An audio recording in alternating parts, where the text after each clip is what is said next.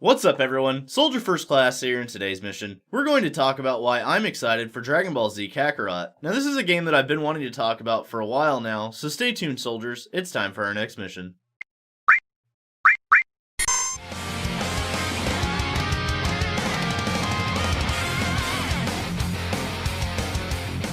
It's a Dragon Ball Z action RPG!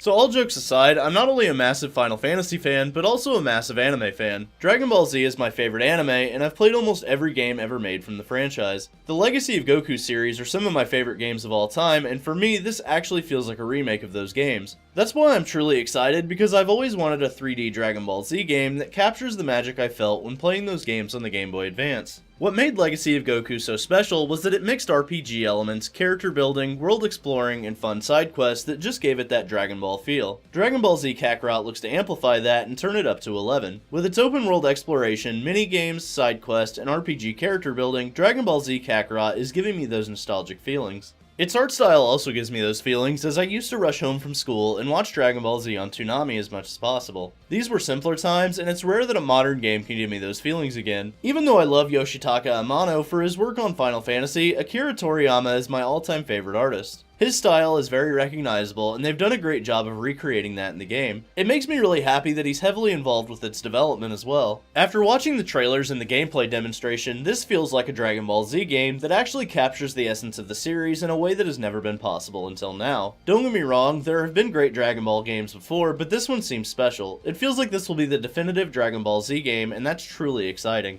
From its stable of playable characters to its collection of powerful villains, there's plenty of interactions to be had and great battles to be fought. I also can't wait to see all the side quests we'll be tasked with completing. I've noticed that the car driving episode will be represented here as well, and I'm glad that they're remaining extremely faithful to the anime. I've also seen they're implementing scenes and characters that have never really been done well before. Yamu and Spopovich are making appearances, and the World Tournament scene where they attack Gohan is present. We'll actually play the baseball minigame that we saw on the show, where Gohan was attending Orange Star High School. All of these scenes bring back memories of my childhood, and I'm having a hard time not smiling while recording this video. My all-time favorite scene is where Goku reveals Super Saiyan 3 for the first time. If you watch this on Toonami, it featured a rock version of the song that played in the background. That is my ultimate badass Goku moment that really solidified my love for the franchise. I've seen every episode of Dragon Ball Z and have watched it from the beginning, but that scene will forever be my favorite. This is the scene I'm most excited for, and I can't wait to see that scene in Dragon Ball Z Kakarot. Dragon Ball Z Kakarot will run the length of the entire Dragon Ball Z storyline with some newly added story content. Toriyama actually confirmed that we'll be seeing character backstories that were never seen in the anime or manga. He's even designed a brand new character for the game named Banyu. Speaking of characters, one character I'm excited to play as and has always been my favorite Z fighter is Future Trunks. He's also one of my mains in Dragon Ball FighterZ. I play as him in every single game he's been available, and as a character, I've loved watching him evolve through Dragon Ball Z and Dragon Ball Super. Speaking of which, I feel as though Dragon Ball Z Kakarot could be the stepping stone into the next generation of Dragon Ball games. If successful, it could inspire similar titles from the original Dragon Ball and Dragon Ball Super. How awesome would it be to take on the Red Ribbon Army as Kid Goku, and then take on Zamasu and the Tournament of Power in the next installments?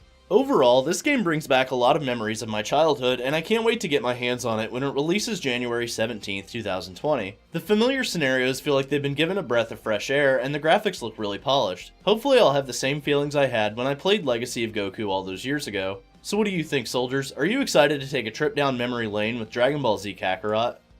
Thanks for watching, and don't forget to omni-slash that like button. Let me know in the comments section below if you're excited for Dragon Ball Z Kakarot. Subscribe to the channel and ring that notification bell to join the ranks of Soldier today. And for all the latest Dragon Ball Z Kakarot news, rumors, and trailers, I'm Soldier First Class, and I'm on to the next mission. Later, guys.